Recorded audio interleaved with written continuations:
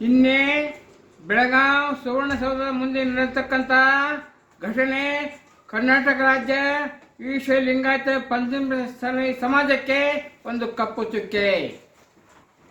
ಸರ್ಕಾರ ಮಾಡಿದಂಥ ಈ ಅನ್ಯಾಯವನ್ನ ನಾವು ಖಂಡಿತವಾಗಿ ಖಂಡಿಸುತ್ತೇವೆ. ಕಳೆದ 32 ವರ್ಷದಿಂದ ಈ ಹೋರಾಟ ನಡೆದಿದೆ. ಆದರೆ ಯಾವ ಸರ್ಕಾರಗಳು ಕಾಣ್ತಾ ಇರಲಿಲ್ಲ.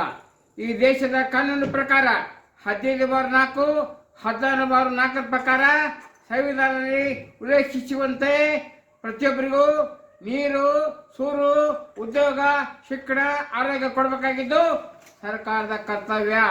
ಆದಾಗ್ಯೂ ಕೂಡ ಈ ಸರ್ಕಾರ, ಹಿಂದಿನ ಸರ್ಕಾರಗಳು ಪಂಚಮಸಾಲಿ ಸಮಾಜದ ಹಕ್ಕೊತ್ತಾಯಕ್ಕಾಗಿ ನಮಗೆ ಇನ್ನೂ ಏನೂ ಉತ್ತರ ಕೊಟ್ಟಿಲ್ಲ. 2D 2C ಮಾಡಿದ್ರಿ, ಆದರೆ ಅದಕ್ಕೆ ಪರಿಣಾಮ ಸರಿ ಆಗಲಿಲ್ಲ.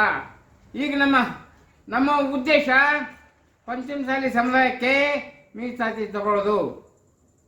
ಈ ಕೂಡಲೇ ಬೆಳಗಾವಿನಲ್ಲಿ ನಿನ್ನೆ ನಡೆಯತಕ್ಕಂಥ ಲಾಠಿ ಚಾರ್ಜನ್ನು ಕರ್ನಾಟಕ ರಾಜ್ಯ ವೀರಶೈವ ಲಿಂಗಾಯತ ಪಂಚಮಸಾಲಿ ಸಂಘದ ನಿಕಟಪೂರ್ವ ಅಧ್ಯಕ್ಷನಾಗಿ ನಾನು ಖಂಡಿತವಾಗಿಯೂ ಖಂಡಿಸುತ್ತೇನೆ.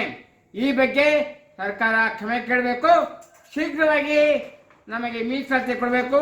ಇಲ್ಲದೆ ಹೋದರೆ ನಮ್ಮ ಪರಿಸ್ಥಿತಿಯನ್ನು ಅರ್ಥ ಮಾಡಿಕೊಂಡು ಮುಂದಿನ ದಿನಗಳಲ್ಲಿ ಏನು ಮಾಡಬೇಕು ನಾವು ತಕ್ಕ ಪಾಠ ಕಲಿತೀವಿ. ಈ ಎಲ್ಲ ವ್ಯವಸ್ಥೆಗೆ ಮಂಚೂಣಿಯಾಗಿ ನಿಂತಹ ಸೋದರಿಗೂ ವಂದನೆಗಳು, ಅಭಿನಂದನೆಗಳು. ಹೊಸದೊಂದು ನಾಡು ಕಟ್ಟುವ ತಾಯಿ, ಕೈ ಹಿಡಿದು ನಾನು ಮುನ್ನಡೆಸು ಚೆನ್ನಮ್ಮ ತಾಯಿ. ಜೈ ಪಂಚಮಸಾಲಿ, ಜೈ ಜೈ ಪಂಚಮಸಾಲಿ.